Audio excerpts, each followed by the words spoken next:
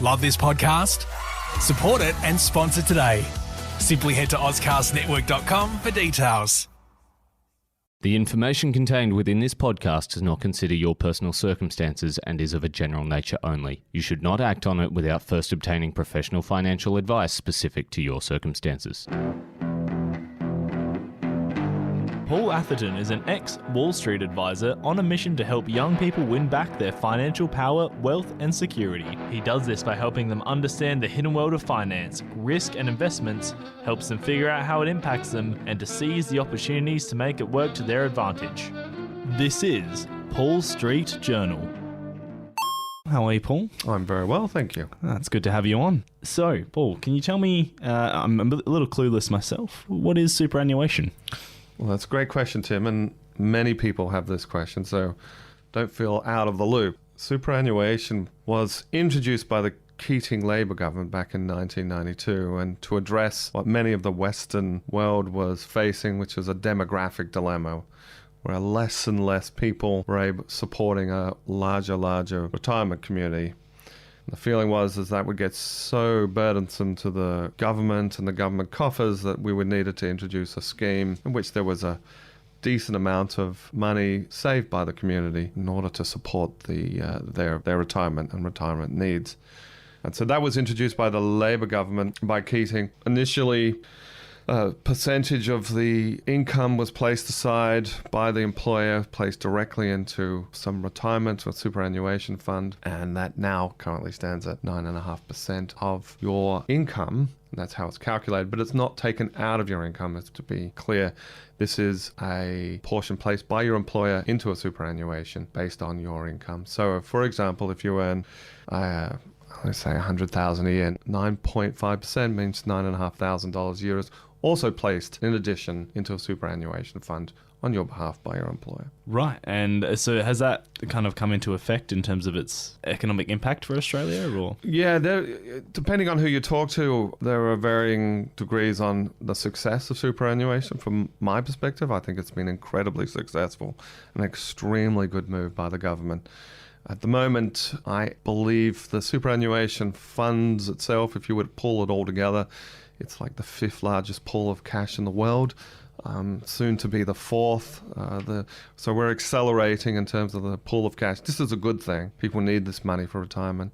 And at the moment, like I said, it's 9.5% of salary being placed. That's going to increase over the years to 12.5%. So we're accelerating, we're moving in the right direction, and it's really contributing to people's requirements as they move into retirement. So that you said it's like a large pool of money. How is that actually used? Is that just left there? Does it stay stagnant, or is it invested? Yeah, well, that's a great question. So effectively, the rules around, there are a lot of nuances around superannuation, but so I'm going to give some broad brushstrokes for you, Tim. But effectively, it's placed there until your retirement, and retirement is considered, to the majority of the cases, at the age of 60, in which case you can take that out tax-free. It's placed in your superannuation over your entire career.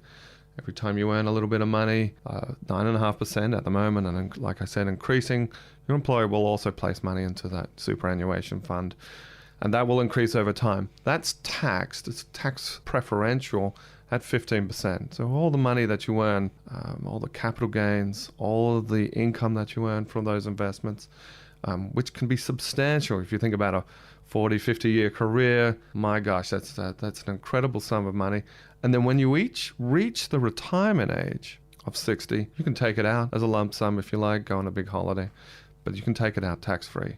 And that's been of incredible benefit to people as of today who are already utilizing this superannuation. So I guess, forgive my naivety, but in terms of making those contributions, do I have to set that up, or is that just automatically?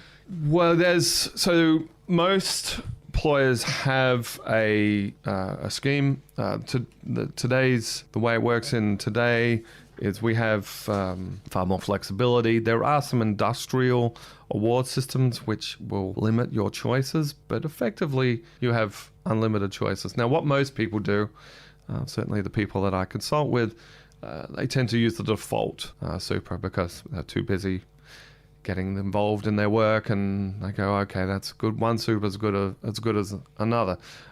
The problem with doing that, and it certainly is approach, is that as you go from one employer to another, you tend to collect lots of superannuation from different funds, and you'll find very quickly that your superannuation world will get very complex. I have a client, for example, who is in his early 20s and already has 7 different supers. So we're in the process of consolidating that, and there's no reason for that to be that complex. And the government recognises this and has provided access, and I guess maybe on another show, Tim, we can talk about how to drill down on consolidating a super, but there is far more flexibility these days. Sure thing. And where exactly is the superannuation kind of invested, and can I choose where that's actually put? You can choose. Like I said, most people are into default funds. What you'll find is the default funds are very Australian orientated. And so if you think about the Australian orientated, that means you're in the large caps. You'll be in the large cap Australians, which tends to be in the financials and the commodities. And one needs to think about that as in terms of their own risk profile, if in fact that's what they want. And that tends to be where the superannuations go. But there is, again, flexibility, and people can go very international. And there also is a broad spectrum of investments. You can have money markets, debt instruments, property, securities, and of course stocks. Directly off the stock market. And those stocks, as I mentioned, can be both national within Australia or international, or emerging markets. That's potentially a little harder to get, but certainly accessible. So is there any way to make a contribution beyond the employers? Yes. And this is something that a lot of people have cottoned on to. You can make concessional contribution. There's a non-concessional, which is what is taken out of the 9.5% we just mentioned. But there's a concessional contribution that's after tax. And because all of the capital gains and all of the income that you produce off your investments are taxed at preferentially at 15%, people with a lot of money realized this and started pouring some money into their superannuation in even after tax. This has started to be limited because part of the aim of superannuation is to take care of the average man, not necessarily just the super wealthy. So there have been caps and limits to this process. And again, probably, Tim, beyond the scope of this conversation. But you can make further contributions out of your tax. And again, there are after tax. And again, there are some limitations to that.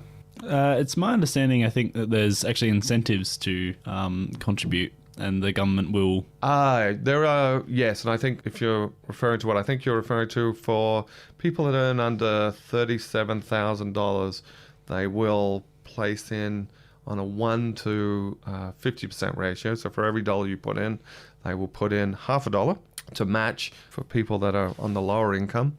And potentially for students, this is a very accessible area. And I would highly recommend taking it. This, to me, is a no-brainer. This is something that the government set up, and you really, really should take advantage of this. There is, unfortunately, capped at $500. I'd like it to be larger, but $500 given to you by the government because you're saving for your future at a young age, gosh, take advantage of that. Yep. So you put in $1,000 and they'll put in $500. Put in $1,000, you'll get $500. Yep. Put in $2,000, you'll still get $500. And I suppose just on that, let's say I came into some financial strife, or is there a way that I can access my super early? Or yeah, there are ways to access your super early under financial distress and various circumstances. You could imagine they are limited. It's not easy because I've got too high a credit bill. That's not going to run the rules. This is administrated by the ATO, but there are ways of getting it. My suggestion for anybody that runs into this type of issue is to work with a financial advisor. They will really be able to help you and navigate that if there is such a circumstances. But there, again, superannuation is there for your retirement. It's there to be avoided, not to as a pool of cash to access all the time. Yeah, and so generally you can only access it past the age of 60, I believe you said earlier? Past the age of 60, of course. Depending on when you were born, if you were born, for example, before July 1960, you can access it at 55, and it's done on a stepped stepped basis.